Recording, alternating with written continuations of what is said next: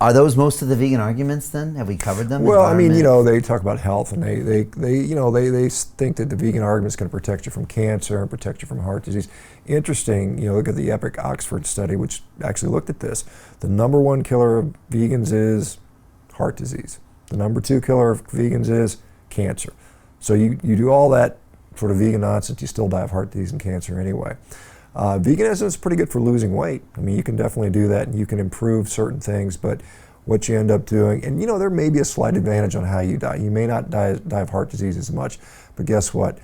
Mental health disorders, osteoporosis, healing issues. You know, you pointed this out. There's a couple studies out of Italy from 2020 looking at healing in vegan diets, and they compared omnivores versus vegans for surgical scar healing. The vegans did awful compared to that. They had much lower rates of healing. And we're starting to see that in these athletes that adopt that. You know, guys like Cam Newton and some of these other athletes, they get injured, they never recover, they never come back from that. Why is that? Because they have poor tissue quality. I mean, they don't have the nutrition to heal correctly. Okay, interesting.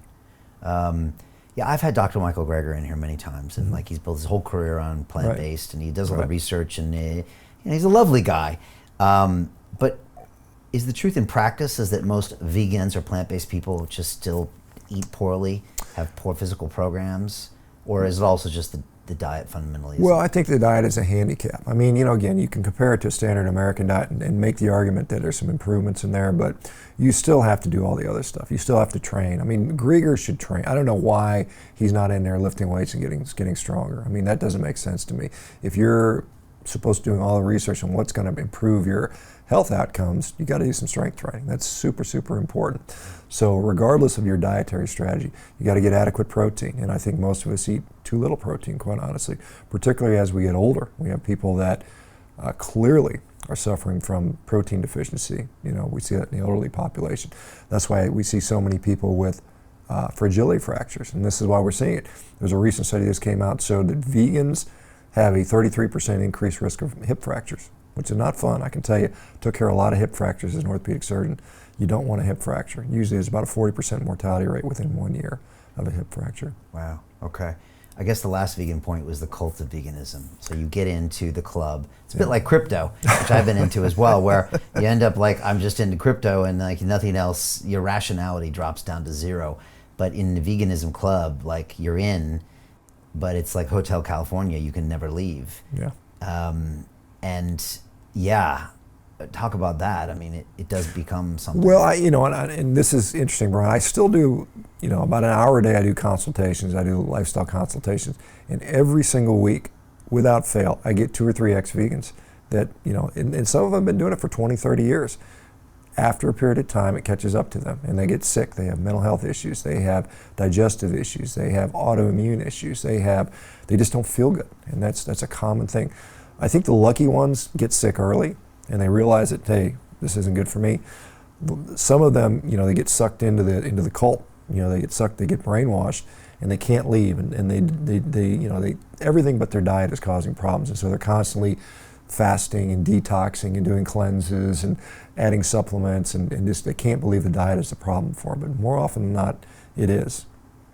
Mental health issues because of veganism. That's going to trigger a lot of people. Well, there is a number of studies that show a very strong relationship, particularly with things like depression. Veganism and depression runs very closely. Now we don't, or mental health issues in general. Now we don't know if it's veganism causing the depression or people that have mental health disorders choosing veganism. There's probably a little of both. But clearly, there's a lot of things to think about why that may be occurring. There was a study, Stanford University in 2018, and they looked at serum carnitine levels. Now, carnitine is something that we can make a low level of, but we can only make a small amount. People with depression have very low levels of carnitine. Where do you get carnitine? You don't get it from plants. You can only get it from animal products for the most part. So if you're on a meat-based diet, typically, and I see this every day, literally, I see people with bipolar disorder, schizoaffective disorder. We've seen schizophrenia. We've seen Tourette's syndrome. We've seen major depressive disorder. Go away completely. Get these people off medication. I had a guy he'd been to the ER 200 times in the last several years with suicidal ideation. He'd been on ADHD meds as a kid. He was on a plant-based diet for a while. We put him on a carnivore diet within 6 weeks. No more depression, no more medications. Back to a normal life, now raising a happy family. It's just amazing, the wins I've seen. Wow. Famous people that have done this diet. I mean, Dr. Jordan Peterson. Jordan Peterson, Joe Rogan has done it. I think Sebastian Gorka, Trump's advisor, did it. Okay. There are, Danny Sorensen, with his formula with the Kansas City Chiefs, has done it. I'm trying to think who else is on there. And what have been some of their experiences like with Peterson? I mean, he really had a lot of success. He lost weight. Yeah. I think he did it. I think when I had him in here a few years ago, he had just started it, but he lost weight. Yeah. Obviously, he had some autoimmune issues and some other things, which I think he was really struggling with, and those disappeared pretty quickly. Yeah. I think Michaela, his daughter, went on it as well. She had even more severe, I think. Yeah, she had, I think, juvenile rheumatoid arthritis, and she actually had it. It's kind of funny because people say she was faking it. She has an artificial hip and an artificial ankle. I'm like, you don't fake that. She legitimately had something going on. But I've seen, people with rheumatoid arthritis, all these autoimmune diseases, Crohn's disease, ulcerative colitis, psoriasis, all get better on a meat-based diet. It's literally like a miracle, quite honestly. I know it sounds kind of crazy, and we've got, we've got, like I said, Harvard University's got the study on that. We've got other studies coming that show these things are really happening.